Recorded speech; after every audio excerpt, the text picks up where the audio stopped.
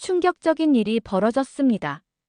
미 상원 외교위원회의 비공개 보고서에 따르면 트럼프 행정부의 관세 정책이 실행될 경우 한국의 첨단 기술 수출은 67.3% 급감할 것으로 예측되었습니다. 더욱 우려스러운 것은 INDOPACOM이 감지한 중국군의 비정상적 활동이었습니다. 대만 해협 주변 중국 해군 기동이 지난 6개월간 43% 증가했고 중국의 대만 침공 가능성이 60일 이내로 평가되었죠. 미 국방부 아시아태평양 안보 분석관들은 이 시점에서 한국의 군사방산 능력이 대만 방어 전략의 핵심 변수라는 점을 강조했습니다. 보이지 않는 전략이 있었습니다. 일본은 한국을 자국 군사작전의 후방 기지로 포함시키려 했고 중국은 중립을 지키지 않으면 적으로 간주한다며 압박했죠. 강대국 사이에서 한국은 마치 체스판 위의 말처럼 취급받고 있었습니다. 그러나 누구도 예상하지 못했던 것은 이 위기 속에서 새로운 동맹의 패러다임이 탄생하리라는 사실이었습니다. 도대체 무슨 일이 워싱턴과 서울 사이에서 벌어지고 있었던 걸까요?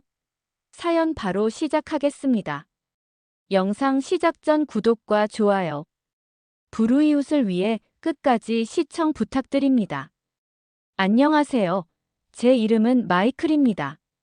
미 상원 외교위원회 소속 코리아 인도 태평양 담당 선임 보좌관이죠. 트럼프 대통령의 관세율 25% 초안 문서를 받아든 순간 저는 온몸에 전율을 느꼈습니다. 이건 외교가 아니라 경제 포진이다라는 메모를 남기며 손이 떨렸어요. 이 문서 한 장이 한미 관계에 어떤 폭풍을 몰고 올지 직감했죠. 워싱턴의 화창한 봄날과 달리 제 마음은 이미 먹구름으로 가득 찼습니다.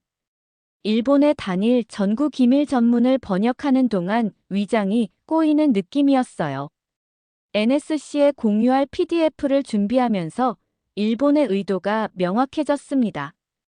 그들은 중국의 대만 침공 가능성에 대비해 한반도를 자신들의 군사작전 범위에 포함시키려 했죠. 아시아 담당 분석관 케이틀린과 눈빛을 교환했습니다. 이건 단순한 방위 계획이 아니에요. 청와대 내부 발언 보고서를 검토하다 한국 대통령 측근의 일본이 움직였다는 건 시간이 없다는 뜻이다라는 말에 깊은 울림을 느꼈어요. 윌슨 센터의 한반도 전문가 리사 김과 통화했습니다. 한국은 강대국 사이에서 결단의 시간을 맞이했군요. 우리는 모두 상황의 심각성을 인지하고 있었죠. 주미 한국 대사와의 비밀 면담은 국회 지하 회의실에서 이루어졌어요. 한국 무관세지대와 주둔비 반전론을 워싱턴에서 모색 중입니다라는 제 제안의 대사는 놀란 얼굴이었습니다. 트럼프의 고관세 정책이 역설적으로 한국의 군사안보적 중요성을 부각시키는 기회가 될 수 있다고 설명했죠. 대사의 눈에서 희망의 빛이 번쩍였어요.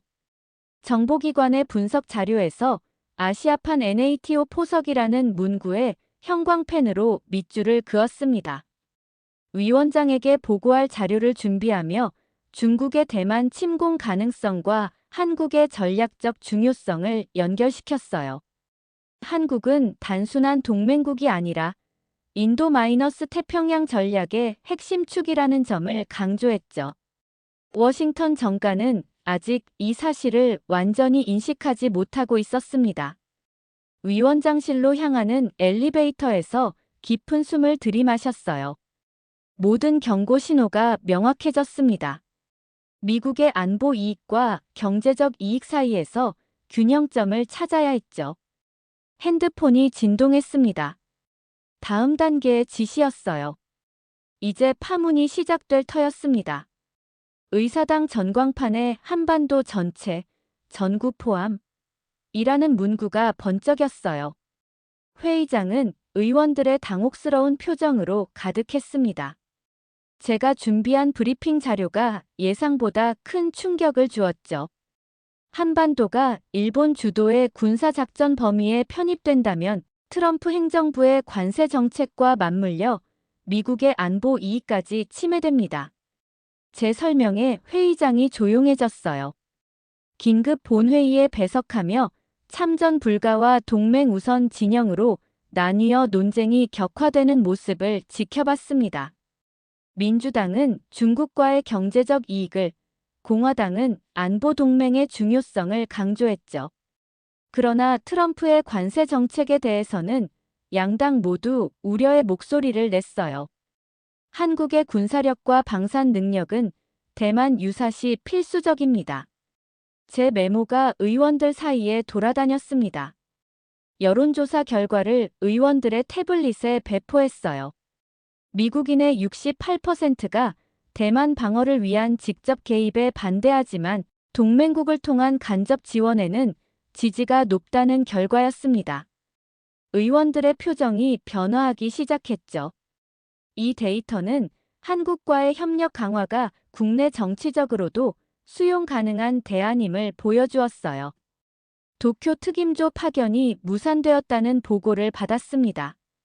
일본이 일부러 문을 닫았군요. 국무부 아시아 담당관의 메시지에 한숨이 나왔어요. 일본은 미국과 한국 사이의 양자 협의를 견제하려는 의도가 분명했습니다. 위원장에게 상황을 설명하며 새로운 전략의 필요성을 강조했죠.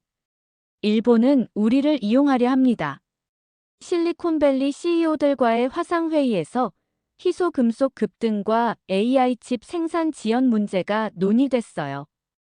한국의 반도체와 첨단 소재 없이는 미국의 기술 우위가 무너집니다. 이 말은 의원들에게 경제적 현실을 일깨우는 강력한 메시지였습니다. 스마트폰을 내려놓고 창밖을 바라봤죠. 트럼프의 관세 정책이 가져올 실질적 피해가 가시화되고 있었어요. 사무실로 돌아오는 길에 워싱턴 기념탑을 바라보았습니다. 미국의 위대함은 언제나 현실적 판단에 기초했다는 생각이 들었죠. 책상에 앉아 다음 단계를 구상했어요. 트럼프의 관세 정책을 우회하여 한국과의 전략적 파트너십을 강화할 새로운 법안이 필요했습니다. 그것이 미국의 국익을 지키는 길이라고 확신했어요. 청문회가 일주일 앞으로 다가온 시점, 도쿄에서 온 보고서에서 한국 후방 기지화 문구를 발견하고 형광펜으로 표시했어요. 마이클 그린 박사와 통화하며 이 정보의 신뢰성을 확인했습니다. 일본은 중국의 대만 침공 가능성에 대비해 한국을 자신들의 전략적 거점으로 활용하려 합니다. 의원실 창문으로 보이는 국회의사당 돔이 무겁게 느껴졌죠. 방위성 도청 문건을 검토하며 충격을 받았어요. 대만 보급축 지도에 한반도가 핵심 거점으로 표시된 것을 보았죠. 서버에 이 자료를 업로드하며 손이 떨렸습니다. 트럼프 행정부의 25% 관세와 방위비 인상 요구는 더 큰 지정학적 게임의 일부였어요. 이 관세 정책이 한미 동맹을 약화시키는 결과를 낳고 있다는 사실을 모두가 깨달아야 했습니다. CIA 브리핑에 참석하여 일본 관세 혼란 틈타 승부수라는 분석을 들었어요. 트럼프의 경제 정책이 만든 균열을 일본이 전략적으로 활용하고 있다는 평가였죠. 회의실을 나오며 머릿속에 새로운 전략이 형성되기 시작했습니다. 한국의 군사방산 능력이 미국에게 얼마나 중요한지를 의회에 각인시켜야 했어요. 자위대와 호주군의 보급 훈련 정보 파일을 분석했습니다. 인도-태평양 로지스틱스 테스트라는 이 훈련은 대만 유사시 물자 공급망 구축을 위한 리허설이었어요. 그러나 한국이 배제된 채 진행되었죠. 일본은 아시아 내 미국의 주요 동맹국으로서의 위치를 독점하려 했습니다. 이 시나리오가 현실화된다면 한국의 전략적 가치는 크게 약화될 것이었어요. 한국 사망자 시뮬레이션 슬라이드를 검토하며 충격에 빠졌습니다. 청문회 리허설용으로 준비된 이 자료에는 대만 유사시 예상되는 한국 민간인 피해 예측이 담겨 있었어요. 숫자들이 제 가슴을 무겁게 눌렀죠. 이것은 단순한 군사 전략이 아닌 실제 생명과 관련된 문제였습니다. 한국을 단순한 체스판의 말로 취급해서는 안 된다는 결심이 굳어졌어요. 사무실을 나오며 워싱턴의 붉은 노을을 바라보았습니다. 지금까지의 정보를 종합해 청문회 전략을 세워야 했어요. 트럼프의 관세 정책과 일본의 야심, 그리고 중국의 대만 침공 위협 사이에서 한국의 전략적 가치를 재조명할 시간이었죠. 엘리베이터 문이 열리고 저는 깊은 결심을 했습니다. 한미 관계의 패러다임을 바꿀 때가 왔어요. 청문회 당일 한국의 조건부 참여 발표문을 검토하며 위원장에게 양면 보고서를 제출했어요. 한쪽에는 참여의 경제적 이점을, 다른 쪽에는 트럼프의 관세 정책이 초래할 안보적 위험을 명시했습니다. 존 리드 위원장은 보고서를 훑어보며 깊은 한숨을 내쉬었죠. 트럼프 대통령의 관세가 우리 안보 이익을 훼손하고 있군요. 이 한마디가 변화의 시작이었어요. 일본 총리의 기정사실화 회견을 회의실에서 함께 시청했습니다. 그는 한국의 참여가 이미 확정된 것처럼 자신감 있게 말했어요. 로버트 킹 아시아 정책 담당관이 얼굴을 찌푸렸죠. 일본이 우리를 선수치고 있습니다. 미일 동맹의 강화가 한미 관계의 약화로 이어지는 상황은 미국의 이익에도 부합하지 않았어요. 이 사실을 모든 의원들이 인식하도록 만들어야 했습니다. 국무부 증인 청문회에서 직접 질의할 기회를 얻었어요. 한국 압박 의도가 있습니까? 라는 제 질문에 동아시아 담당 차관보는 당혹스러운 표정을 지었죠. 외교적 수사 뒤에 숨은 진실을 파헤치기 위해 후속 질문을 던졌습니다. 한국의 반도체와 방산 능력 없이 대만 방어가 가능하다고 생각하십니까? 회의장이 순간 조용해졌어요. 남중국해 초근접 기동 실시간 영상이 대형 스크린에 표시되었습니다. 중국과 미국 함정이 불과 수십 미터 거리에서 대치하는 장면에 의원들은 충격을 받았어요. 마르코 루비오 의원이 자리에서 일어났죠. 이것이 현실입니다. 우리는 동맹이 필요합니다. 이 순간을 활용해 한국의 전략적 중요성을 강조한 자료를 배포했습니다. 타이밍이 완벽했어요. 새벽 3시 청문 질문서를 개정하며 커피를 마셨습니다. 왜 일본이 언론전을 선점했는가라는 질문을 추가했어요. 워싱턴은 늘 새벽에 중요한 결정이 이루어진다고 하죠. 주한미군 사령부의 최신 안보 평가 보고서를 검토했습니다. 핵심은 명확했어요. 한국의 방어 능력과 방산 기술은 대체 불가능한 자산이라는 점이었죠. 청문회를 마치고 사무실로 돌아와 창밖을 바라보았습니다. 포토맥 강은 평온했지만 워싱턴의 정치는 경랑 속에 있었어요. 트럼프 행정부의 관세 정책, 일본의 전략적 움직임, 그리고 중국의 대만 위협 사이에서 균형점을 찾아야 했죠. 깊은 한숨을 내쉬며 다음 단계를 준비했습니다. 이제 진짜 협공이 시작될 터였어요. INDOPACOM의 전구 통합 계획표를 열람하고 전율이 느껴졌어요. 문서 속 한반도는 이미 미일 합동 전략의 일부로 포함되어 있었습니다. 리사 머코스키 상원의원에게 이 내용을 설명하면서 목소리가 떨렸죠. 일본이 주도하는 안보 구조에서 한국은 자주권을 위협받고 있습니다. 의원은 깊은 생각에 잠겼어요. 트럼프의 관세 정책이 이런 상황을 악화시키고 있군요. 필리핀 해역에서 중국 함정의 미사일 유도 레이더 라곤 경보가 발생했다는 첩보를 받았습니다. 위원회에 이 정보를 보고하며 상황의 심각성을 강조했어요. 중국의 대만 침공 준비가 가속화되고 있습니다. 중국의 군사훈련 빈도가 지난 6개월간 43% 증가했고 선제 타격 능력 테스트도 확인되었죠. 공화당 의원들의 표정이 굳어졌습니다. 이 위기 상황에서 한국의 군사방산 능력의 전략적 가치를 강조할 절호의 기회였어요. 부산항의 1970년대 흑백 사진과 2025년 스마트 터미널 비교 리포트를 준비했습니다. 한국의 발전된 물류 인프라가 대만 유사시 얼마나 중요한지 설명했어요. 발표를 마치자 크리스 쿤스 의원이 날카로운 질문을 던졌죠. 트럼프의 관세가 이런 핵심 인프라에 미치는 영향은 무엇인가요? 제 대답은 단호했습니다. 미국 안보 이익에 직접적인 타격입니다. 한국 대통령의 독백이 유출되었다는 보고를 받았어요. 북한보다 동맹이 무섭다라는 발언이 담긴 녹취록이었죠.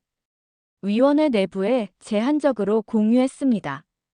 테드 크루즈 의원이 충격을 받은 표정으로 물었어요. 우리가 동맹을 잃고 있는 건가요? 이것은 단순한 질문이 아니라 미국의 아시아 전략 전체를 다시 생각하게 만드는 중요한 순간이었습니다. USTR과 주한 대사관과 함께 무관세와 주둔비 반전 공동 워킹 페이퍼 초안 작업을 시작했어요. 이것은 위기를 기회로 전환할 핵심 전략이었죠. 캐서린 타이와 밤늦게까지 화상회의를 진행했습니다. 한국의 반도체와 방산 능력은 미국의 국가 안보에 필수적입니다. 이 문장을 문서의 핵심 원칙으로 삼았어요. 트럼프의 관세 정책과 방위비 인상 요구가 실제로는 미국의 장기적 이익을 해치고 있다는 점을 명확히 했죠. 워싱턴 기념탑이 아침 햇살에 빛나는 모습을 창밖으로 바라보았습니다. 이제 협공 속에서도 새로운 길을 찾아야 했어요. 워킹 페이퍼 초안을 손에 들고 깊은 숨을 들이마셨죠. 이 문서는 트럼프의 관세와 방위비 압박을 뒤집을 수 있는 강력한 논리를 담고 있었습니다. 이제 결단의 시간이 다가오고 있었어요. 백악관과 청와대 간 막판 조율이 진행되는 동안 저는 양측을 연결하는 중재자 역할을 맡았어요. 한국의 탄핵 정국이 본격화되기 전에 협정 서명을 마무리해야 한다는 압박감이 컸습니다. 제이크 설리번 국가안보보좌관과의 회의에서 한국 방산 능력의 중요성을 강조했죠. 중국의 대만 침공 위협이 고조되는 상황에서 한국의 첨단 군사 기술과 생산 능력은 대체 불가능합니다.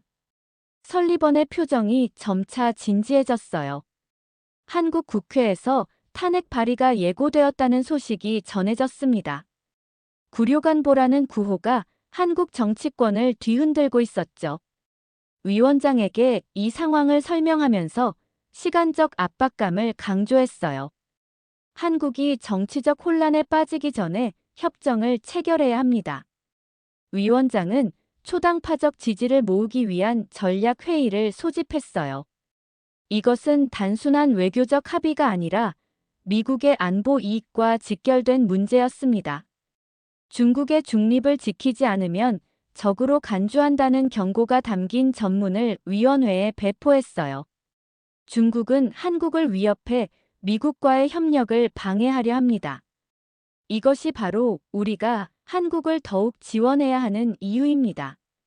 의원들의 얼굴에 결연한 표정이 드러났죠.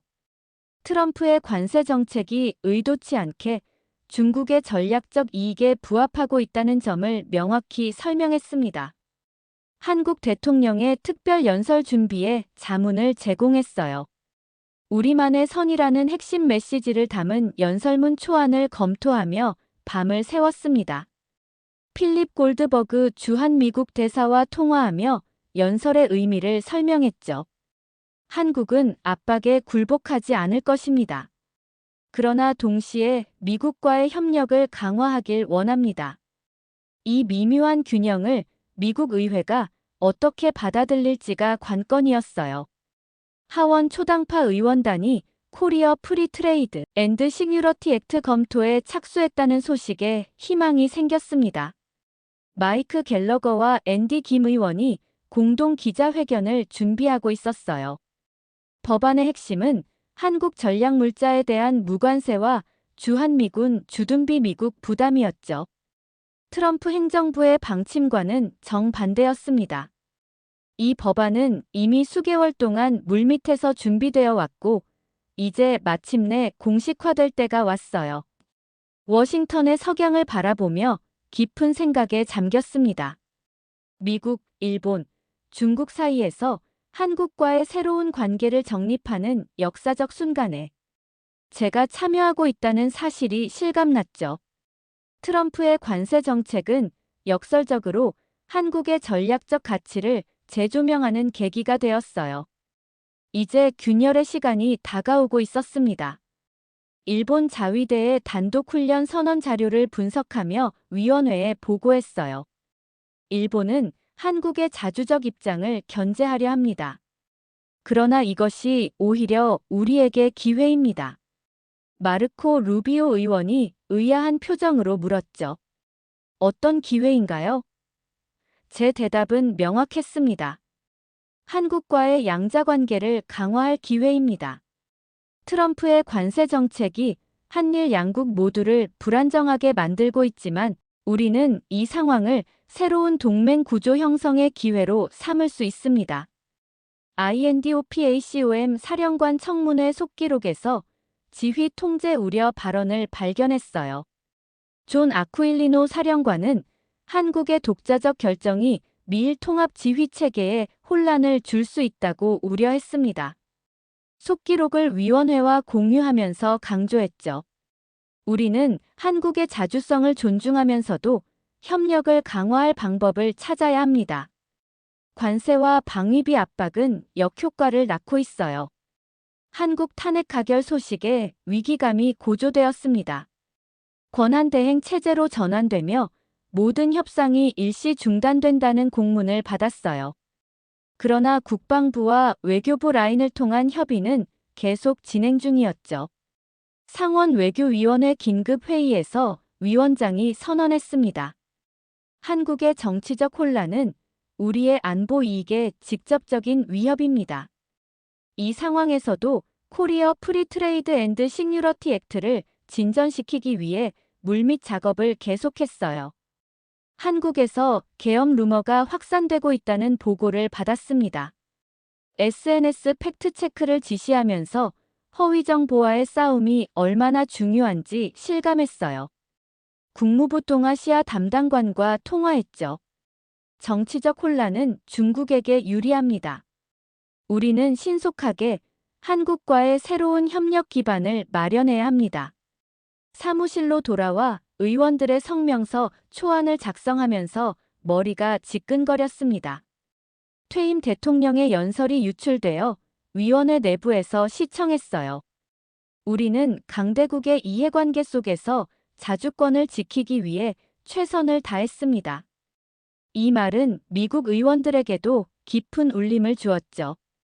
시드니 샤논버그 의원이 감동한 표정으로 말했습니다. 우리는 진정한 동맹의 의미를 다시 생각해봐야 해요.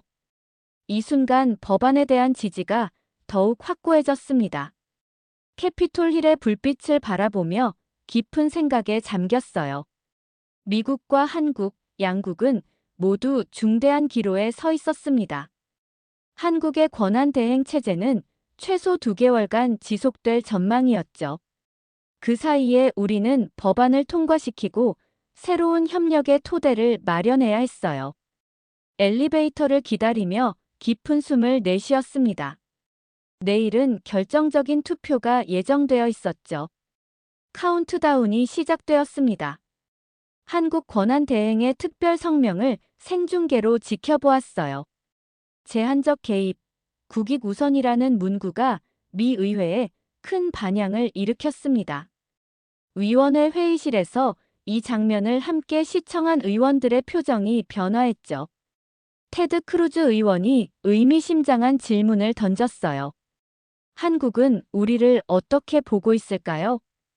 저는 분명히 대답했습니다. 협력의 기회를 찾고 있지만 트럼프의 관세 정책이 그 기회를 막고 있어요. 합참으로부터 충격적인 평가 보고가 도착했습니다. 중국, 대만 침공 가능성 60일 이내라는 분석이었어요. 이는 최근 2주간 중국 해군의 대규모 기동훈련과 사이버 공격 증가, 그리고 위성이 포착한 해안 지역 병력 집결에 근거한 판단이었죠. 의사당에 긴급 배포하면서 한국의 전략적 중요성을 다시 한번 강조했습니다. 마크 켈리 상원 의원이 물었어요. 실제 침공이 일어날까요? 저는 조심스럽게 대답했습니다. 침공 여부보다 더 중요한 것은 우리의 준비 상태입니다. 한국의 협력 없이는 효과적인 대응이 불가능해요. 한국 세종대왕급 두 척의 독자 파견 계획에 미국이 소극적 동의를 표했다는 소식이 들려왔습니다. 이는 한국 국방부와 미 국방부 간 직접 채널을 통해 탄핵 정국 속에서도 진행된 협의의 결과였어요. 위원회에 이 정보를 전달하면서 설명했죠. 한국은 권한대행 체제 하에서도 대만 해협 외곽 해상 초계에 참여하겠다는 의지를 보여주고 있습니다. 우리는 이를 지지해야 해요. 크리스 쿤스 의원이 동의의 표시로 고개를 끄덕였습니다. 일본과 미국의 공세적 억제 훈련 계획서를 검토했어요. 한국이 지휘선 밖에서 측면 지원을 제공하는 시나리오가 포함되어 있었습니다. 위원장에게 보고하며 제안했죠. 일본은 한국을 종속적 파트너로 취급하려 하지만 우리는 한국의 자주성을 존중하는 새로운 협력 모델을 제시해야 합니다. 이 접근법이 트럼프의 관세 정책과 방위비 인상 요구를 무력화할 수 있는 열쇠였어요. 코리어 프리 트레이드 앤드 시큐리티 액트가 하원을 가결하고 상원에서 67대 31로 통과되었습니다. 이 법안은 수개월 동안 양당 의원들 사이에서 논의되어 왔고 중국의 대만 침공 가능성 보고서가 결정적 계기가 되었어요. 48시간 특별 절차가 적용된 것은 법안의 긴급성을 모두가 인정했기 때문이었죠. 한국 전략물자, 무관세와 주둔비 미국 부담을 핵심으로 하는 이 법안은 한국이 멈추면 세계가 멈춘다라는 제 보고서의 결론을 정책으로 구현한 것이었습니다. 의사당 계단에 서서 워싱턴의 밤하늘을 바라보았어요. 트럼프 행정부의 관세 정책과 방위비 인상, 압박이 역설적으로 한국의 전략적 가치를 재조명하는 계기가 되었습니다. 중국의 대만 침공 위협은 한국의 군사력과 방산 능력이 얼마나 중요한지를 미국 의회에 각인시켰죠. 깊은 숨을 들이마시며 미소를 지었어요. 한미 관계는 이제 동등한 파트너십을 기반으로 한 새로운 시대를 맞이하고 있었습니다. 사연자분께 전하고 싶은 말씀이 있으시면 댓글로 남겨주시면 전달해 드리겠습니다. 그러면 더욱 감동적인 다음 사연으로 넘어가겠습니다. 한국이라니 절대 안 된다. 미사일을 쏴대는 나라에서 결혼이라니 제정신이냐? 아빠 제발요, 제발 한 번만 제 말을 들어보세요. 그만 얘기해라 한마디만 더 하면 아빠도 더 이상은 못 참아. 여기 러시아의 한 가정집에서 부녀가 다투고 있습니다. 한국에서 일을 하다가 오랜만에 집에 돌아온 딸이 한국 남자와 결혼하겠다고 폭탄 선언을 했기 때문인데요. 아버지는 절대 안 된다면서 반대를 하고 있죠. 결국 다른 방으로 들어가 버리고 아버지는 밖으로 나가버리고 맙니다. 부녀의 오랜만에 재회는 결국 이렇게 끝이 나고 마는 걸까요? 오늘은 러시아의 중학교 교사 세이자 씨의 이야기를 들려드릴게요. 안녕하세요. 저는 러시아에서 중학교에서 아이들에게 과학을 가르치고 있는 48세 세이자라고 해요. 오늘도 일이 끝나고 집으로 도착해 열쇠를 꺼냈어요. 열쇠를 돌리자 쇠가 긁히는 소리가 조용한 거리에 울려 퍼졌죠. 긴 하루의 수업을 마치고 만족감과 피로감이 뒤섞인 채로 현관에 들어서자 지난 14년 동안 사랑하는 아내가 세상을 떠난 이후로 늘 그랬듯 집은 여전히 고요했지만 요즘은 더욱더 크게 텅 빈 느낌이 들어요. 제 사랑하는 딸 줄리아가 집을 떠난 지 3년이 다 되어가고 있거든요. 이제 집은 저 혼자 살기엔 너무 커졌지만 줄리아가 돌아올 것을 생각한다면 작은 집으로 옮길 수는 없었어요. 저는 배가 고파 주방으로 발걸음을 옮겼어요. 48세인 제가 식사를 좀 더 신경 써야 하는 건 알아요. 하지만 혼자 살다 보니 대부분의 저녁엔 간단한 음식으로 때우게 되더라고요. 오늘 저녁은 전날에 먹다 남은 스프였는데 냄비 뚜껑을 열자 스프의 진한 향기가 풍겼어요. 아내는 늘 제가 이 든든한 수프를 좋아하는 걸 놀리곤 했었죠. 그 웃음소리를 다시 한번 들을 수 있다면 무엇이든 할 수 있을 것 같네요. 저는 미소를 지으며 스프를 한 그릇 떠서 식탁으로 향했어요. 낡은 나무 식탁에 앉자 자랑이자 기쁨인 딸 줄리아의 모습이 제 눈에 들어왔어요. 이제 20살이 된 줄리아의 짙은 젓갈색 머리카락과 반짝이는 초록 눈은 아내를 쏙 빼닮아 있었어요. 하지만 줄리아가 아내와 가장 닮은 점은 바로 아내의 정신이었죠. 불타는 의지 모험으로 가득 찬 마음 말이에요. 물론 그로 인해 줄리아가 멀리 떠나버렸지만요. 저 멀리 한국으로 말이죠. 그곳에서 줄리아는 지난 3년간 건축가로 살며 일해왔어요. 사실 줄리아가 처음 한국 일자리에 대해 말했을 때 저는 반대했어요. 저에게 한국은 늘 불안정한 곳으로 인식되어 왔거든요. 저는 어렸을 때부터 한국 전쟁과 황폐한 분단에 대한 이야기를 듣고 자라왔어요. 하지만 줄리아는 늘 그런 저를 앉혀놓고 현대 한국에 대한 기사와 영상을 보여주고는 했어요. 아빠, 한국은 아빠가 상상하는 전쟁으로 망해버린 그런 나라가 아니에요.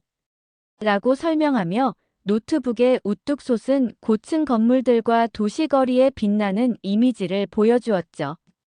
1960년대 이후 한국은 세계에서 가장 빠른 경제 성장을 이룬 국가 중 하나예요. 그걸 한강의 기적이라고 불러요. 또 줄리아는 핸드폰으로 통계 자료를 보여주기도 했어요.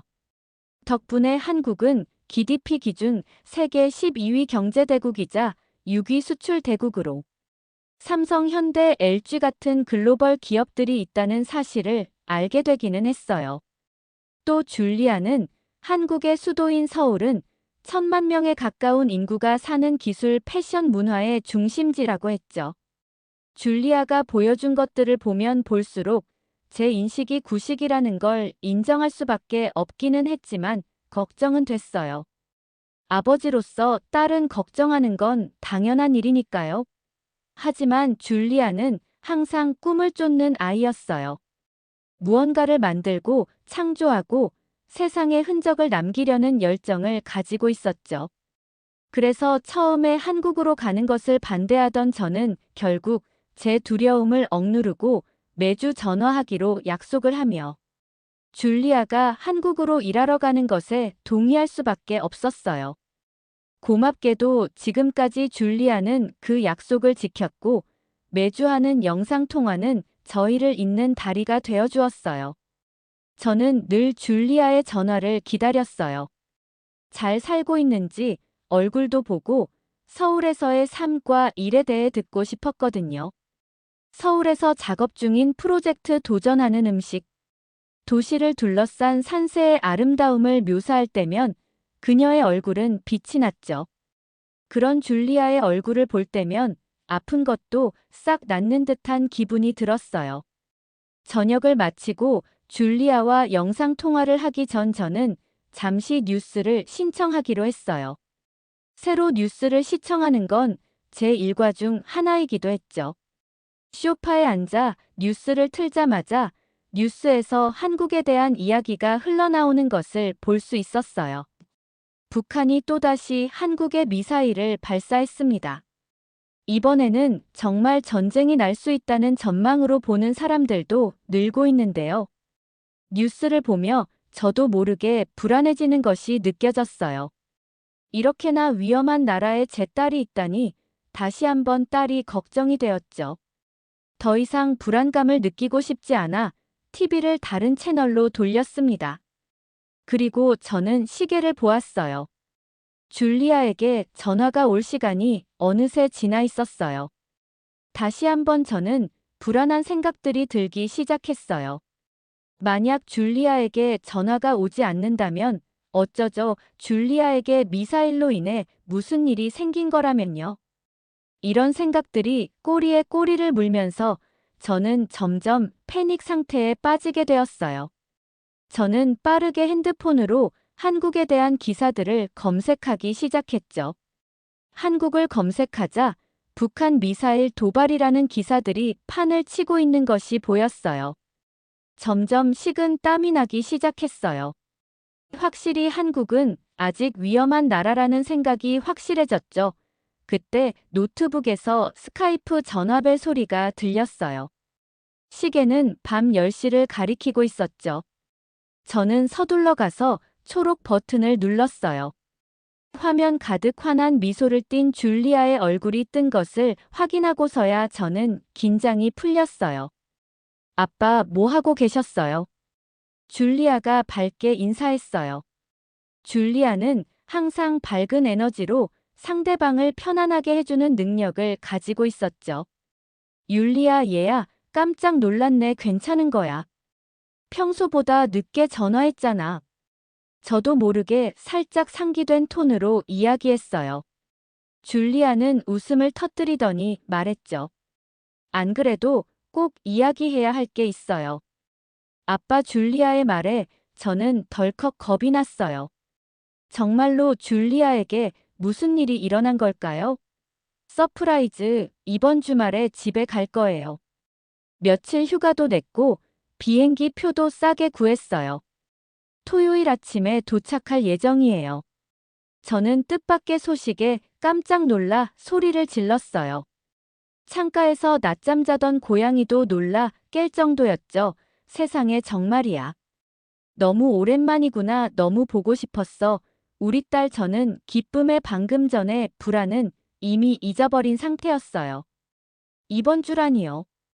얼마 만에 보는 딸인지 정말 춤이라고 추고 싶을 정도였다니까요. 저희는 몇 분 더 수다를 떨고 여행 세부 사항을 정리한 뒤 작별 인사를 했어요. 화면이 꺼지자 지난 몇 달간 그 어느 때보다 마음이 가벼워진 것을 느낄 수 있었어요. 우리 딸이 드디어 집에 옵니다. 줄리아가 올 때까지 저는 며칠 동안 준비에 몰두했어요. 온 집안이 다를 만큼 먼지를 닦았고 딸 침대 시트도 갈았어요. 또 시장에 가서 줄리아가 좋아하는 음식을 잔뜩 사왔죠. 줄리아가 도착해서 행복해할 생각을 하니 전혀 힘들다는 생각이 들지 않았어요. 드디어 토요일 아침 저는 너무 설레 일찍 잠에서 깨어났어요. 빠르게 샤워를 하고 제가 가지고 있는 옷 중에서 가장 좋은 셔츠를 입고 공항으로 차를 몰았죠. 콧노래가 절로 나왔답니다. 하하. 입국장에 서서 저는 줄리아가 나올 때까지 계속해서 입국장 문을 바라보았어요. 그러다 드디어 줄리아를 발견했죠. 가방을 끌며 환하게 웃으며 제게 손을 흔드는 사랑스러운 모습을 말이에요. 저는 줄리아에게 달려가 꽉 껴안았어요. 익숙한 샴푸 냄새를 들이마시며 제가 말했죠. 집에 온 걸 환영한다. 딸아, 정말 보고 싶었단다. 줄리아는 미소를 지으며 저를 똑같이 꽉 안아주었어요. 집으로 오는 차 안에서 율리아는 자신의 서울 생활을 들려주었어요. 열정 가득한 말들이 쏟아져 나왔죠. 보존하려 노력 중인 전통 한옥에 대해서 직장 동료, 어머니에게서 김치 담그는 법을 배운 것에 대해서, 웅장한 북한산에서 했던 하이킹에 대해서 얘기했죠. 이야기를 하는 줄리아의 얼굴은 너무나 생생하고 열정으로 빛나고 있었어요. 집에 도착하자 줄리아는 한박웃음을 지으며 말했어요.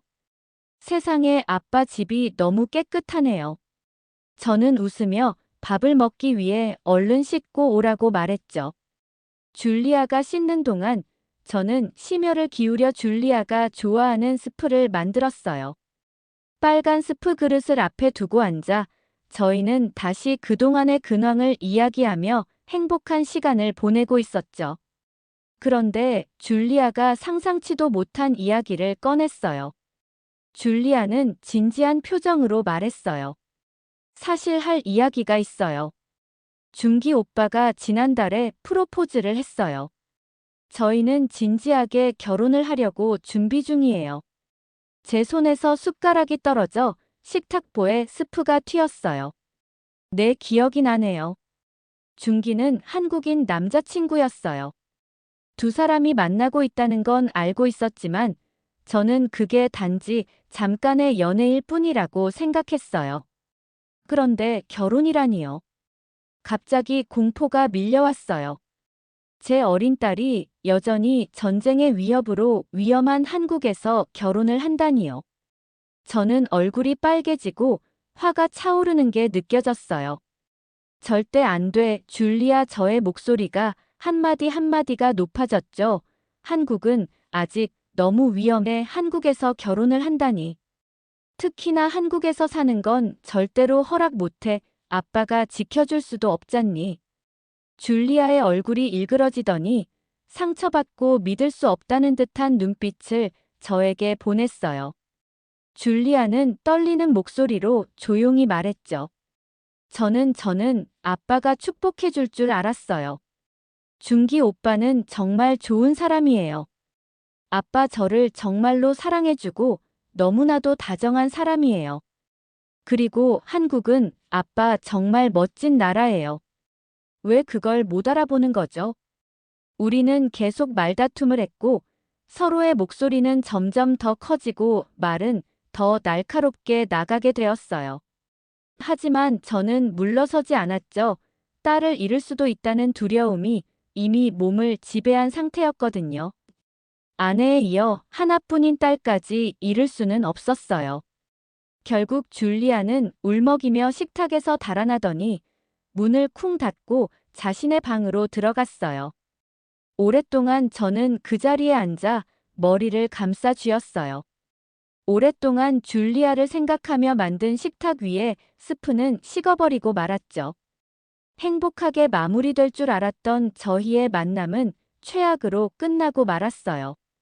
대체 줄리아는 왜 저를 이해하지 못하는 걸까요? 저는 그저 그 딸을 지키려 한 것뿐인데 그게 아버지가 해야 할 일인데. 그날 밤 저는 거의 잠을 이루지 못했어요.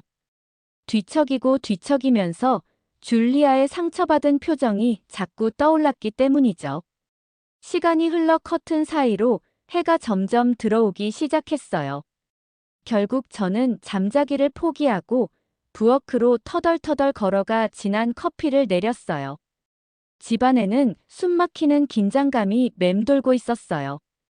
커피를 두 잔째 리필하고 있을 때 줄리아가 붉어진 눈으로 방에서 나와 다시 한번 저를 설득하려 했어요. 아빠 목이 쉰 목소리로 말했어요. 저희 얘기 좀 할 수 있을까요? 제발요. 줄리아는 손으로 식탁볼을 만지작거리며 앉아 있었어요. 하지만 저는 거부했어요. 더 이상 이야기하고 싶지가 않았죠. 또 한국에서 결혼할 이야기를 꺼낼 거라면 더 이상은 하지 마라. 아빠도 참는데 한계가 있어. 그러자 줄리아는 눈물을 흘리며 다시 한 번만 생각해 봐 달라고 했죠. 저는 다시 한번 소리를 지르며 밖으로 뛰쳐나오고 말았어요. 집을 뛰쳐나와 저는 마을을 배회하기 시작했어요. 뜨거운 눈물이 뺨을 타고 흘러내렸지요. 왜 줄리아는 이렇게 고집을 부릴까요? 복잡한 생각에 빠져 걷다 보니 어느새 저는 빵집 앞에 서 있었어요. 진열창에는 줄리아가 좋아하는 건포도 롤빵이 가지런히 놓여 있었죠. 저는 그 빵을 줄리아에게 꼭 사다 주고 싶었어요. 빵집을 지날 때마다 줄리아가 항상 사는 빵이었거든요. 결국 저는 빵을 구매하고 집으로 향했어요. 가서 다시 한번 이야기를 해보아야겠다 싶었죠. 하지만 집에 도착했을 때 줄리아의 모습은 보이지 않았어요. 현관에 신발도 옷걸이에 코트도 없었죠. 가슴이 철렁 내려앉는 기분에 저는 부엌 식탁 위에 놓인 종이를 발견했어요. 종이에는 줄리아의 글씨로 글이 적혀 있었어요. 저는 떨리는 손으로 줄리아의 편지를 읽기 시작했죠. 사랑하는 아빠, 저도 아빠를 정말 사랑해요.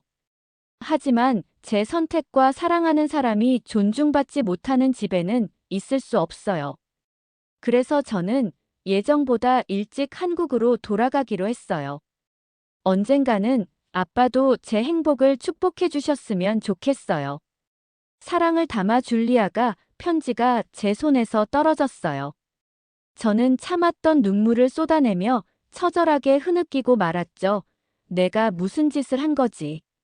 하나뿐인 내 딸을 너무 꽉 잡으려다 잃어버리고 말았구나. 후회가 밀려왔어요. 몇 달이 흘렀지만 줄리아에게서는 무사히 서울에 도착했다는 짧은 메시지 외에는 아무 소식이 없었어요. 저는 고통스러운 마음으로 하루하루를 버텨냈지요. 학생들을 가르치긴 했지만 기쁨은 전혀 느껴지지 않았어요. 한때 깨끗했던 집은 먼지투성이가 되었고요. 밤이면 줄리아의 방에 앉아 그녀의 사진을 꼭 붙잡고 후회와 외로움에 홀로 몸부림쳤죠. 그러던 어느 날 현관 벨이 울렸어요. 저는 힘없이 소파에서 일어나 현관으로 향했죠. 문을 열자 현관 앞에는 한국 우표가 붙은 봉투 하나가 놓여 있었어요. 떨리는 손으로 저는 봉투를 열었죠. 안에는 알 수 없는 언어로 된 청첩장이 들어 있었어요. 하지만 누구의 청첩장인지 단번에 알 수밖에 없죠. 청첩장의 사진에서 줄리아와 준기가 함께 환하게 미소 짓고 있었거든요. 사랑과 희망으로 가득 찬 얼굴이었어요. 봉투에는 작은 쪽지도 함께 있었어요. 사랑하는 아빠, 다음 달 서울에서 열리는 저희 결혼식에 꼭 참석해 주시면 좋겠어요. 제 인생의 새로운 시작에 꼭 아빠가 곁에 계셨으면 해요. 그리고 제가 사랑하는 이 나라와 이 사람을 아빠도 부디 직접 만나셨으면 좋겠어요. 많이 보고 싶어요. 아빠 제발 오겠다고 말씀해 주세요. 사랑하는 딸 줄리아가 쪽지와 청첩장을 보자 눈물이 볼을 타고 흘러내렸어요. 저는 부엌 식탁 의자에 털썩 주저앉아 초대장과 쪽지를 가슴에 꼭 껴안았죠. 그 순간. 청첩장에서 행복하게 웃고 있는 줄리아의 얼굴을 내려다보며 깨달음이 스쳐 지나갔어요. 제가 이제껏 바랬던 건 오직 줄리아가 행복하고 사랑받는 것뿐이었다는 것이 말이죠. 청첩장에 있는 줄리아의 빛나는 미소를 보니 확실히 줄리아는 행복한 선택을 한 것이 맞다는 생각이 들었어요. 저는 제 아내 올레나를 떠올렸어요. 그녀는 늘 저보다 더 열린 마음을 가진 아내였죠. 올레나는 세상에 호기심이 많았고 사람들의 좋은 면을 먼저 보곤 했어요. 눈을 감으니 마치 올레나가 줄리아에게 가라고 기쁨을 함께하라고 속삭이는 것 같은 기분이 들었어요. 저는 마침내 마음을 굳혔어요. 전화기로 성큼성큼 걸어가 줄리아의 번호를 눌렀죠. 줄리아가 전화를 받았을 때 목이 메는 것을 겨우 참으며 입을 뗐어요. 율리아 아빠야 청첩장 받았단다. 내가 행복해 보이는 모습을 보니 아빠도 기쁘더구나. 조만간 한국으로 가도록 하마 아빠가 많이 사랑한다. 그러자 줄리아도 눈물로 목이 메인 듯 대답했어요. 아빠 그 말씀 들으니 너무 감사하고 행복해요. 저도 아빠 너무 사랑해요. 솔직히 너무나도 보고 싶어요. 빨리 아빠가 와서 준기 오빠도 만나고 한국도 경험하셨으면 좋겠어요.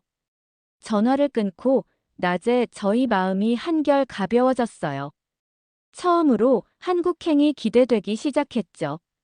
오랜 비행 끝에 인천국제공항 도착 게이트를 나서며 저는 주변 풍경에 감탄하지 않을 수 없었어요.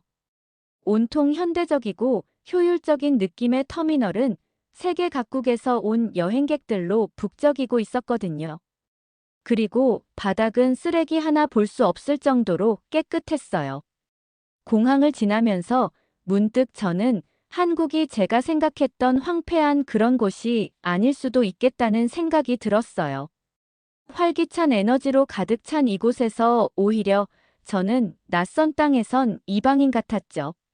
저는 군중 속에서 익숙한 두 얼굴을 발견하고는 모든 걱정이 사르르 녹아내렸어요. 아빠 줄리아가 울부짖으며 달려와 저를 꼭 껴안았어요. 그리고 준기도 바로 뒤따라와 잘생긴 얼굴에 환한 미소를 지어주었죠. 준기는 저에게 깊숙이 고개를 숙이며 인사했어요. 아버님, 드디어 뵙게 되어 영광이에요. 오시느라 고생하셨어요. 그가 어색하지만 조심스러운 러시아어로 말했어요.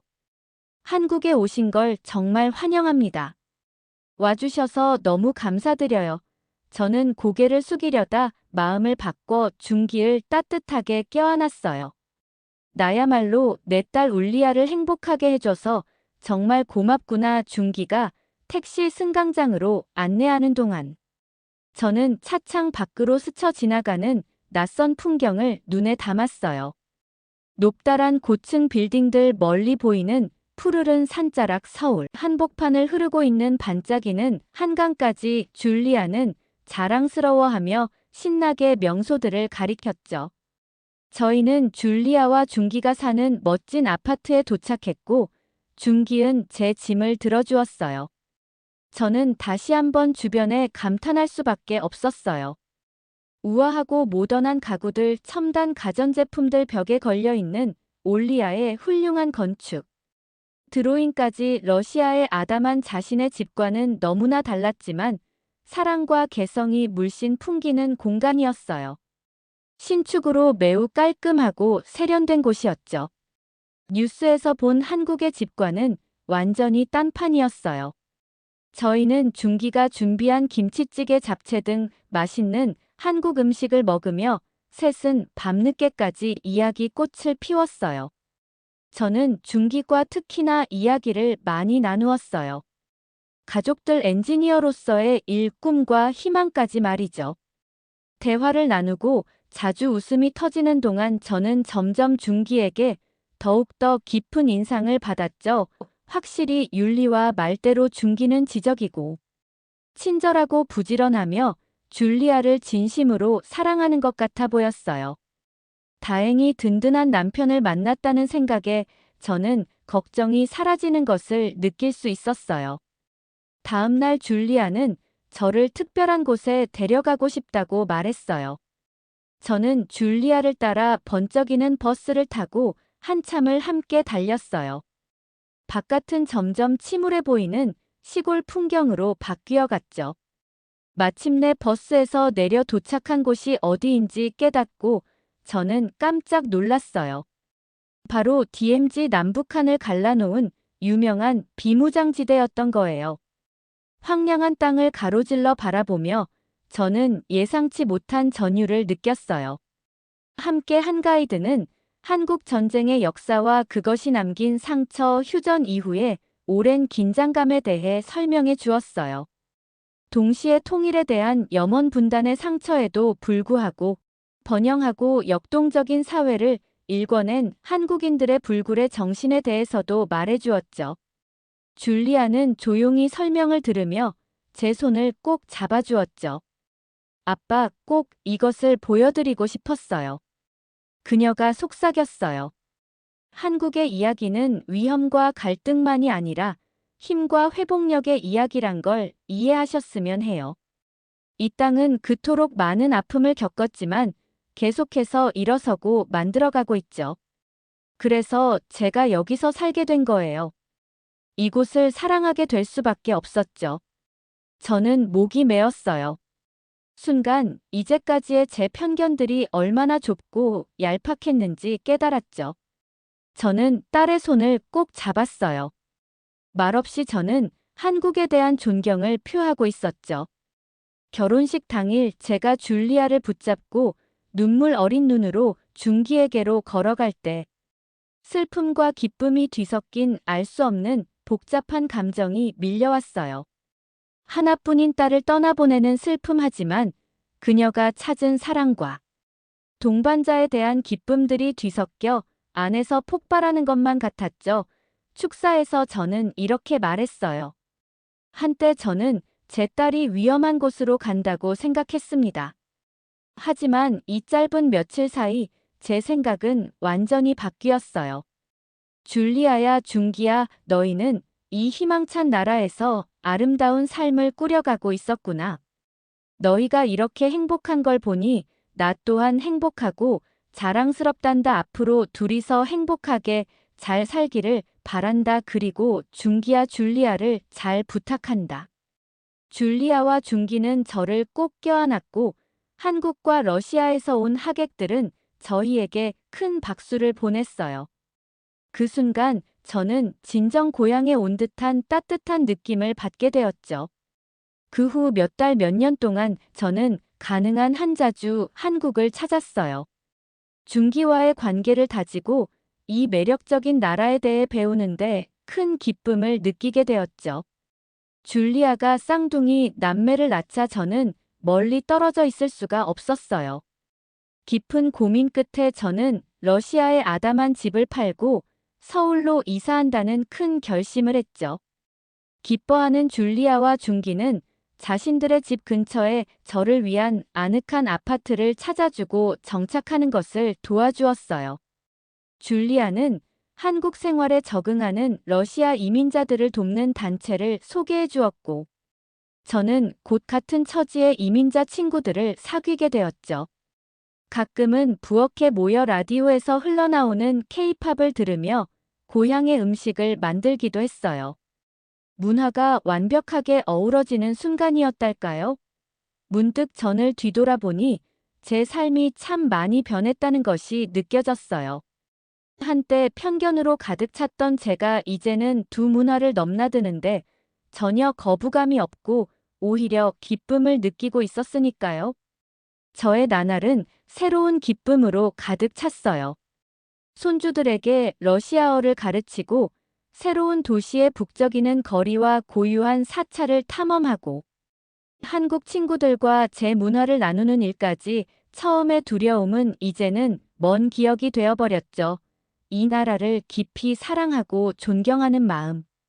그리고 자신을 이곳으로 이끈 예기치 않은 여정에 대한 커다란 감사함이 그 자리를 대신하게 되었어요. 할아버지, 이것 좀 보세요.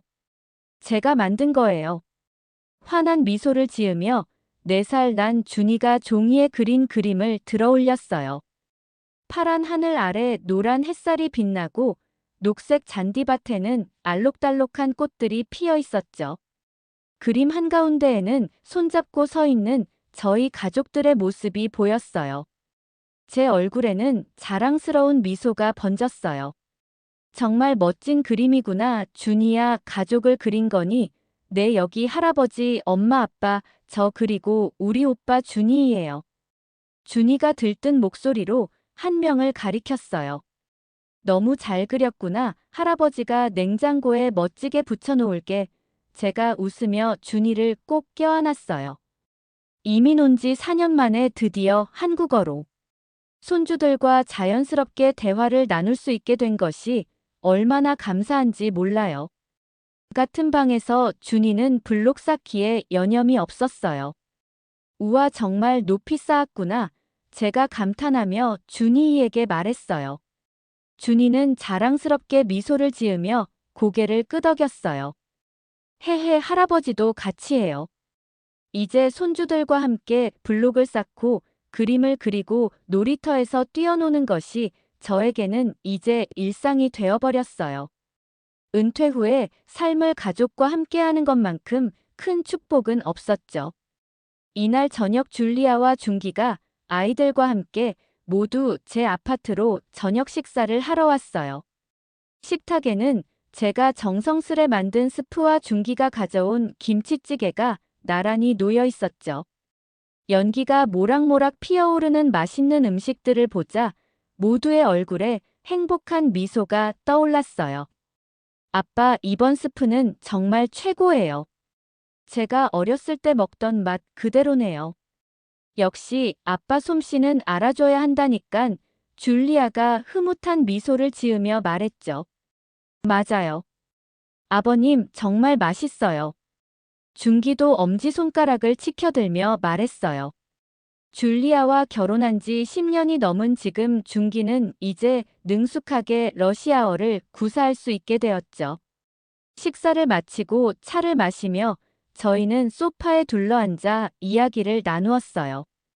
아이들은 제 무릎에 앉아 자장가를 들으며 곧 잠에 빠졌죠.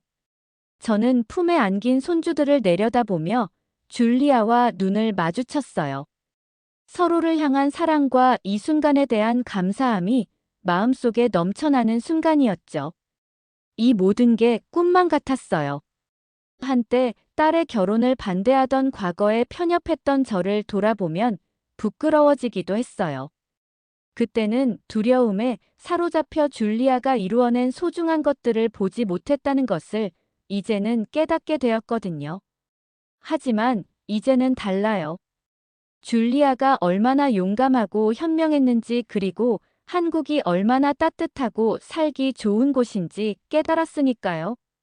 물론 새로운 나라에서의 삶이 낯설고 힘든 순간도 있었지만 가족들의 사랑과 지지 덕분에 저는 극복해 나갈 수 있었어요. 한국어를 배우고 새로운 문화를 이해하고 친구를 사귀는 과정은 어렵기도 했지만 매우 값진 경험이었죠. 지금 줄리아는 건축가로서 꾸준히 명성을 쌓아가고 있었고 준기 역시 엔지니어로 큰 성공을 거두었어요. 이제는 둘 다 국내는 물론 해외에서도 인정받는 전문가가 되었죠. 하지만 그들에게 가장 큰 성취는 단란하고 행복한 가정을 꾸린 것이었어요. 물론 저에게도 마찬가지였고요. 사랑하는 딸의 행복과 그 가족들과 함께하는 시간만큼 소중한 것은 없었으니까요. 날이 갈수록 한국은 저에게 더 친숙하고 편안한 곳이 되어갔어요. 아침 산책으로 시작해 동네 친구들과 바둑을 두고 손주들을 돌보고 딸 내외와 저녁을 함께하는 일상의 작은 순간순간들은 저에게 큰 기쁨을 안겨주었죠. 가끔 그리운 고향 러시아의 추억이 떠오를 때면 줄리아와 함께 커피를 한잔하며 이야기를 나누기도 했어요. 세월이 흘러 어느덧 저는 완벽한 할아버지가 되었지만 가족들에게 둘러싸여 그 어느 때보다 충만한 삶을 살고 있어요.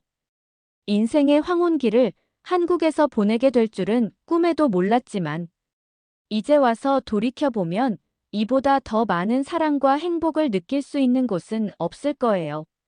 어느 포근한 봄날 저는 한강변을 따라 줄리아 중기 그리고 손주들과 함께 소풍을 나왔어요.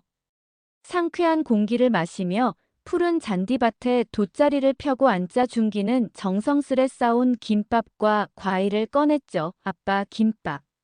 최고. 준이가 한 입 베어 물며 소리를 질렀어요. 준이야, 러시아에도 김밥 같은 음식이 있어. 줄리아가 씩 웃으며 말했죠. 정말요? 준이의 눈이 동그래졌어요. 그럼 너희 증조 할아버지가 즐겨 드시던 음식인데.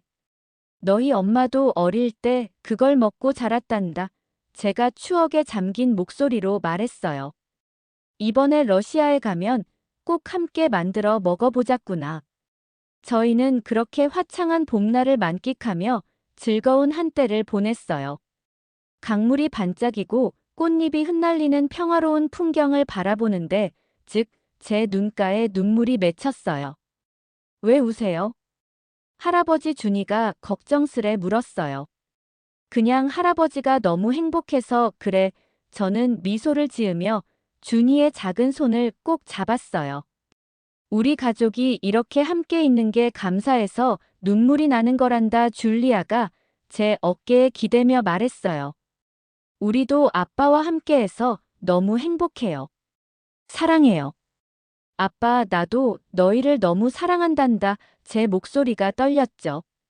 푸른 하늘과 눈부신 햇살을 따라 소중한 순간이 제 시간 제자리에 걸려있는 느낌이었어요. 그 무엇보다 여기에 있는 것이 가장 보람차고 행복한 일이란 걸 깨달았어요. 여기 사랑이 있고, 가족이 있고, 집이 있었으니까요. 한국에서 저는 새로운 행복을 찾게 되었어요. 한때 안 좋은 편견으로 인해 제가 배척했던 한국은 오히려 저를 품어주고 행복을 선사해주게 되었죠. 이제는 오히려 이곳이 더 고향 같아요. 앞으로의 삶도 저는 한국에 감사하는 마음으로 가족과 함께 하려고 해요. 그리고 확실히 한 가지 깨달은 걸 여러분과 나누고 싶네요. 열린 마음을 가지세요. 여러분 편견을 깨고 열린 마음으로 도전하고 경험할 때야 말로 진정한 행복을 가질 수 있답니다. 바로 저처럼 말이죠. 인천국제공항에서 비행기에서 내리자 설렘과 긴장감이 뒤섞인 가슴이 두근거렸습니다. 한국 방문은 처음이었고 서울 고려대학교에서 교환학생으로서 여정을 시작하게 되어 기대가 컸습니다. 공항은 거대하고 현대적이었고 높은 천장과 반짝이는 바닥은 끝없이 뻗어나갈 것만 같았습니다. 터미널을 통과하면서 저는 미국에 있는 집과는 모든 것이 다르다는 것을 실감할 수밖에 없었습니다. 표지판은 모두 한글로 되어 있고 그 밑에는 영어 번역이 되어 있었으며 주변 사람들은 제가 알아들을 수 없는 언어로 말을 하고 있었습니다. 하지만 낯선 환경에도 불구하고 저는 경이로움과 호기심을 느꼈습니다. 짐을 찾은 후 표지판을 따라 서울역으로 바로 갈 수 있는 공항철도 ARS로 향했습니다. 기차는 세련되고 깨끗했으며 좌석도 편안했고 가방을 넣을 공간도 충분했습니다. 시골을 달리는 동안 저는 창문에 코를 대고 멀리 보이는 논과 산의 풍경을 감상했습니다. 서울역에 도착했을 때 저는 서울역의 규모와 북적거림에 놀랐습니다. 사방에서 사람들이 서두르고 있었고 안내방송 소리와 기차 소리로 공기가 가득 찼습니다. 휴대폰을 확인해 보니 고려대학교 근처에 있는 안암역으로 지하철을 타야 한다는 것을 알았습니다. 지하철 입구로 가서 매표기 앞에 서니 약간 당황한 기분이 들었습니다. 버튼이 모두 한글로 되어 있어서 어떤 버튼을 눌러야 할지 잘 모르겠더라고요. 갑자기 친절해 보이는 한 노인이 다가와 영어로 도움이 필요하냐고 물었습니다. 저는 감사하게 고개를 끄덕였고 그는 표를 사는 방법과 어느 노선을 타야 하는지 알려주었습니다. 서울역에서 안암역까지 지하철을 타면서 모든 것이 얼마나 효율적이고 깨끗한지 감탄하지 않을 수 없었습니다. 열차는 정시에 정확히 도착했고 역은 흠잡을 데가 없었습니다. 앞으로 겪게 될 새로운 경험들을 생각하니 마음속에서 설렘이 피어오르는 것을 느꼈습니다. 드디어 안암역에 도착하자 상점과 레스토랑 카페가 즐비한 번화가로 발걸음을 옮겼습니다. 거리에는 나무와 알록달록한 간판이 늘어서 있었고 공기는 맛있는 한국 음식 냄새로 가득했습니다. 저는 지도를 확인하고 주변의 광경과 소리를 들으며 고려대학교를 향해 걷기 시작했습니다.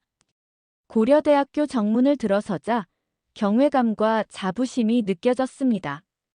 캠퍼스는 오래된 벽돌 건물과 푸른 잔디밭이 어우러져 아름다웠습니다. 학생들은 서둘러 수업을 들으러 오가며 서로 수다를 떨고 웃고 있었습니다. 한국에서 새로운 삶을 시작하려는 제가 정말 이곳에 왔다는 사실이 믿기지 않았습니다. 저는 앞으로 몇 달 동안 살게 될 유학생 기숙사로 향했습니다.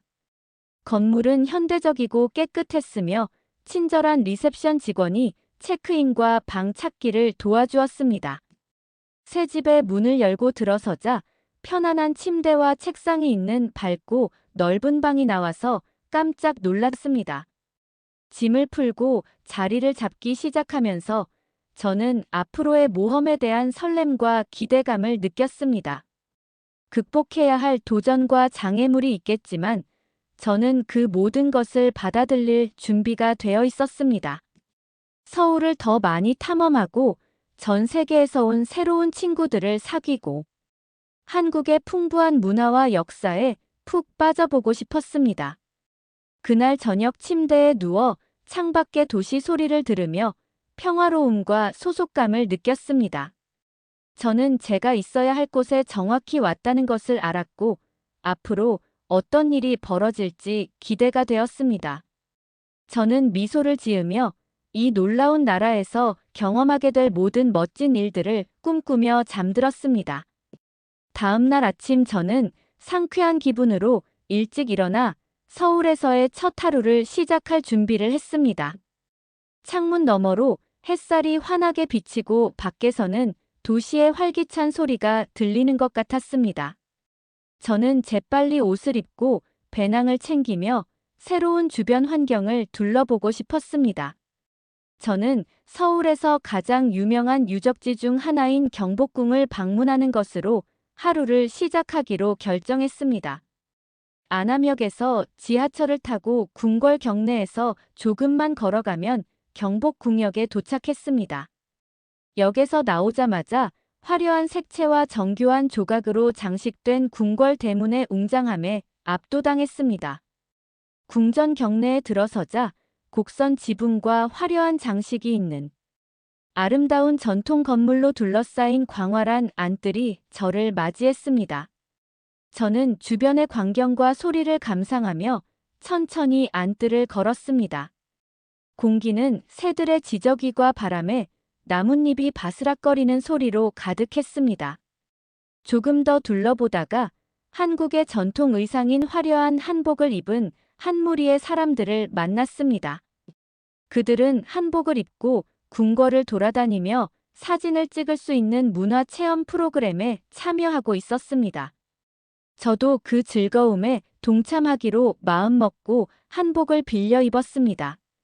느슨하게 흘러내리는 치마와 몸에 꼭 맞는 저고리로 의외로 편한 옷이었습니다. 한복을 입은 저는 조선시대로 돌아간 듯한 기분을 느끼며 궁궐 경내를 계속 둘러보았습니다. 왕이 정사를 보았을 법한 어좌와 왕실 가족이 살았을 법한 왕비실을 방문했어요.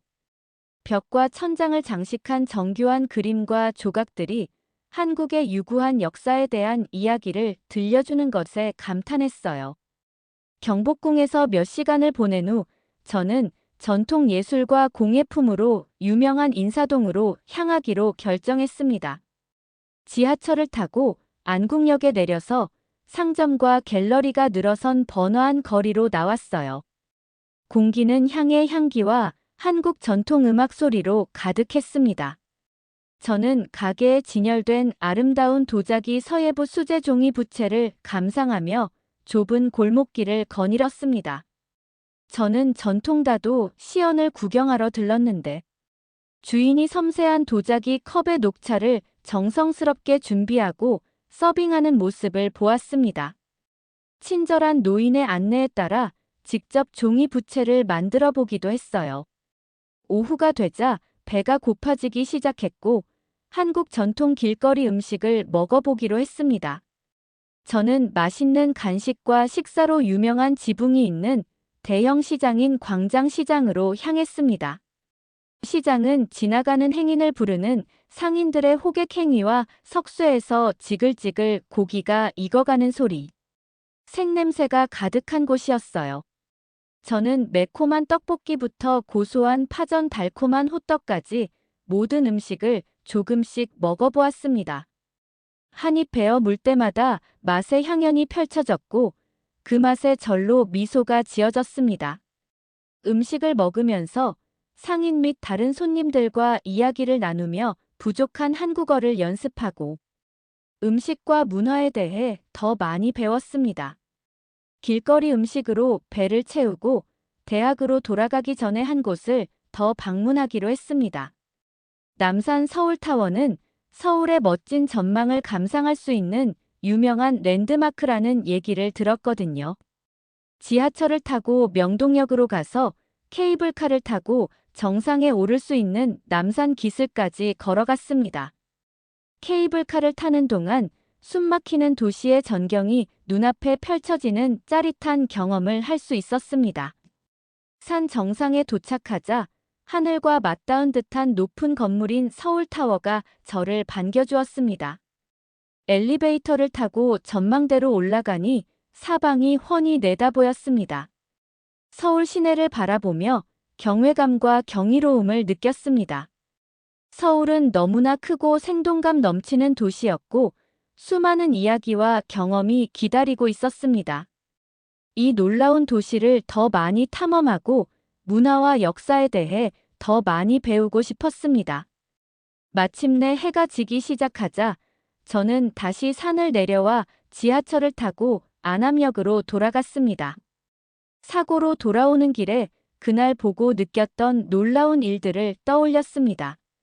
경복궁의 웅장함부터 광장시장의 북적거림 서울타워의 숨막히는 전망까지 모든 순간이 새로운 모험이었습니다. 기숙사로 돌아왔을 때는 피곤했지만 행복했습니다. 서울이 가진 매력의 극히 일부분만 경험한 것 같았지만 앞으로 더 많은 것을 탐험하고 배울 수 있다는 생각에 설레었습니다. 그날 밤 침대에 누워 새로운 친구들을 사귀고 한국에 머무는 동안 만들 추억들을 생각했습니다. 그리고 앞으로의 모험을 꿈꾸며 미소를 지으며 잠들었습니다. 그 후 몇 주가 수업과 숙제 도시 탐험으로 정신없이 지나갔습니다. 아직 배워야 할 것이 많았지만 지하철을 이용하고 한국어로 음식을 주문하는데 익숙해지기 시작했습니다. 어느 날 고려대학교 캠퍼스를 걷다가 한 학생 동아리의 전단지가 눈에 띄었습니다.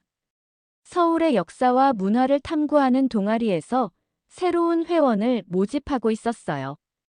호기심이 발동한 저는 대학 근처의 아늑한 카페에서 열리는 동아리 다음 모임에 참석하기로 결정했습니다. 도착하자마자 세계 각지에서 온 친근한 얼굴들이 저를 반겨주었습니다. 중국, 일본, 유럽, 북미에서 온 학생들은 모두 여행에 대한 사랑과 한국에 대해 더 많이 알고 싶다는 열망으로 뭉쳐 있었습니다. 친절하고 열정적인 한국 학생 준이라는 클럽 리더가 저를 따뜻하게 맞이해주고 다른 멤버들을 소개해 주었습니다.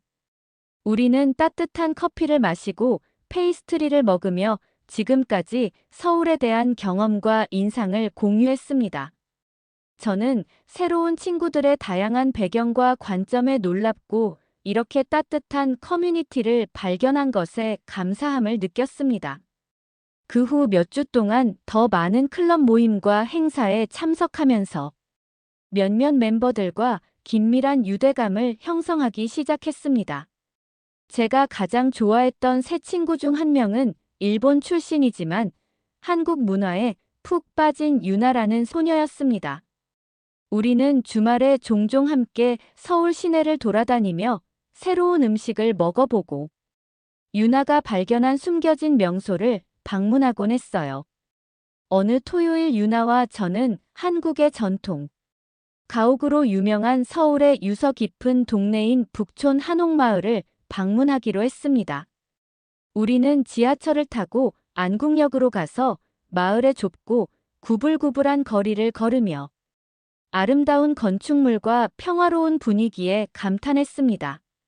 많은 집들이 박물관 찻집 공방으로 개조되어 있었고 우리는 몇 시간 동안 그 집들을 모두 둘러보았습니다.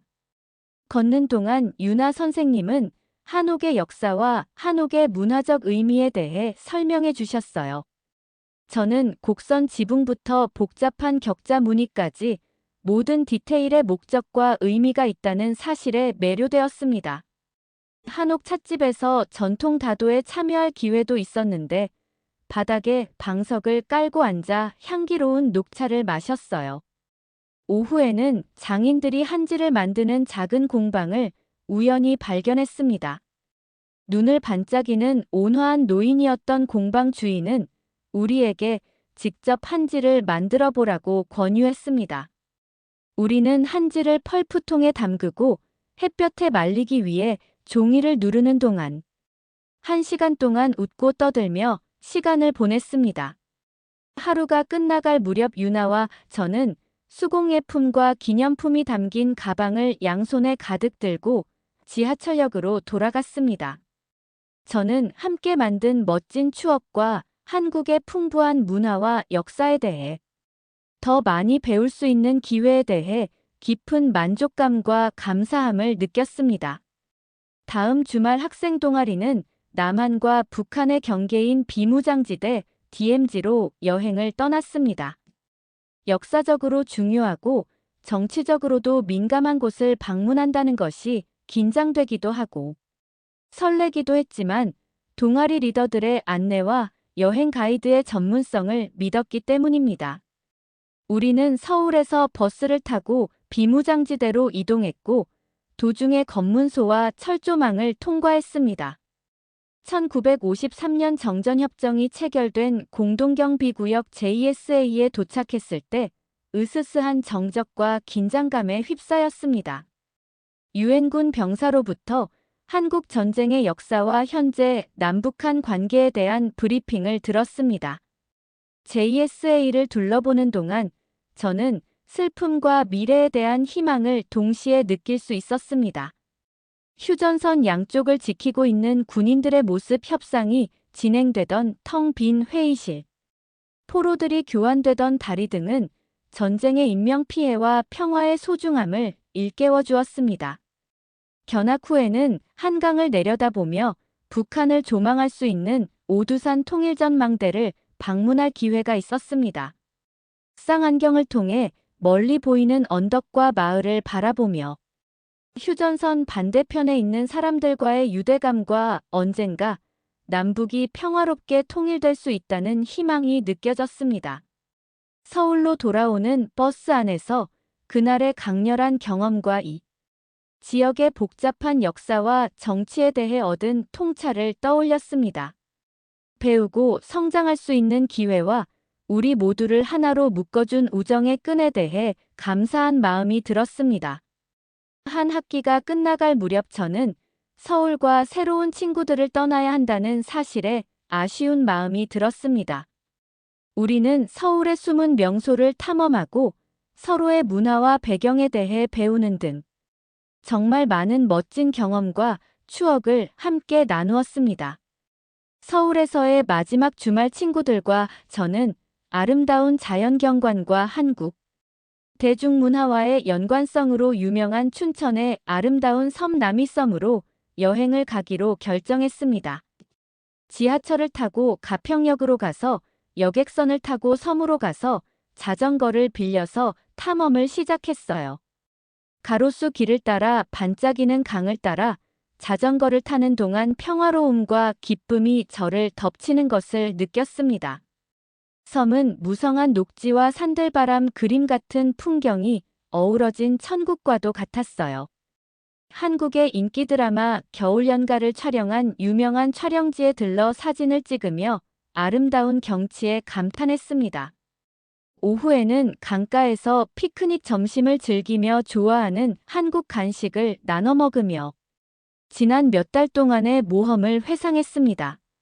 해가 지기 시작하자 우리는 함께 만든 멋진 추억에 대한 행복과 감사한 마음을 가득 안고 페리로 돌아갔습니다. 서울에서의 마지막 밤 친구들과 저는 밤 문화와 음악으로 활기찬 동네인 홍대의 한 노래방에 모였습니다. 우리는 우리가 좋아하는 한국 노래와 영어 노래를 마음껏 부르며 이른 새벽까지 함께 웃고 춤을 췄습니다. 친구들과 작별 포옹을 하고 계속 연락하기로 약속하면서 저는 씁쓸한 슬픔과 기쁨을 동시에 느꼈습니다.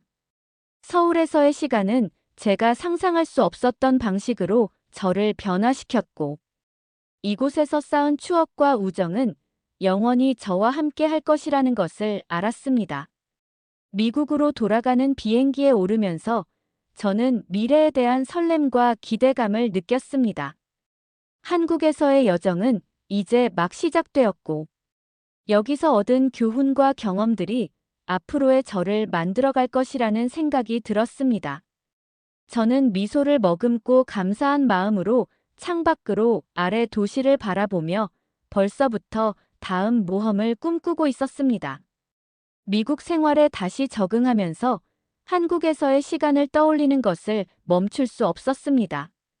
제가 방문했던 장소, 먹었던 음식, 사귀었던 친구들에 대한 기억이 제 마음속에 남아 제 생각과 꿈을 가득 채웠습니다.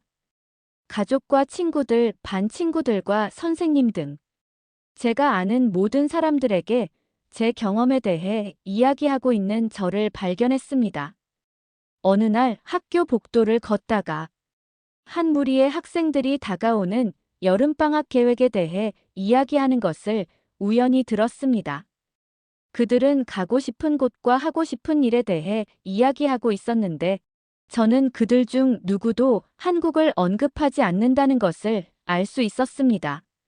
저는 그룹에게 다가가 서울 방문을 고려해 본 적이 있는지 물었습니다. 그들은 놀랍다는 표정으로 저를 쳐다보며 한국에 대해 잘 모르고 여행지로 생각해 본 적도 없다고 고개를 저었습니다. 저는 미소를 지으며 서울의 번화한 거리부터 남이섬의 고요한 아름다움까지 제가 직접 경험한 한국에서의 이야기를 들려주기 시작했습니다. 맛있는 길거리 음식, 매혹적인 역사와 문화, 사람들의 따뜻한 환대에 대해 설명했습니다. 제가 이야기할 때마다 사람들의 눈동자가 흥미와 호기심으로 커지는 것을 볼 수 있었습니다. 그 후 몇 주 동안 저는 비공식적인 한국 홍보대사가 되어 제 경험과 지식을 들어주는 모든 사람들과 공유하게 되었습니다. 수업 시간에 한국 역사와 문화에 대한 프레젠테이션을 하고 더 많은 사람들과 제 사진과 이야기를 공유할 수 있는 블로그도 개설했습니다.